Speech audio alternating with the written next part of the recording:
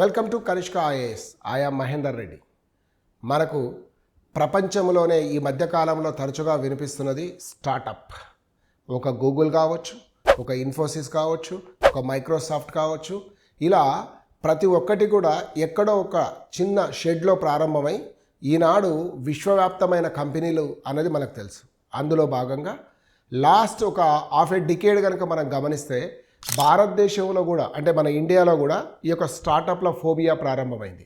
So దానికి సంబంధించి నిన్న ఇన్వెంట్ 2025 సంబంధించిన ప్రోగ్రామ్ ఐఐటి మద్రాస్లో జరుగుతున్న దాంట్లో కేంద్ర విద్యాశాఖ మంత్రి ధర్మేంద్ర ప్రధాన్ గారు మాట్లాడుతూ ప్రపంచంలో స్టార్టప్ల విషయంలో భారతదేశం 3వ స్థానానికి వచ్చింది. మొత్తం $334 అమెరికన్ మిలియన్ డాలర్లను ఇందులో పెట్టుబడిగా పెట్టడం అనేది జరిగింది అన్నది పేర్కొనడం జరిగింది. సో ఇప్పుడు స్టార్టప్ల విషయంలో ప్రపంచంలో భారత్ 3వ స్థానం అని మనకు తెలుస్తుంది. Thank you all. Will meet in another video.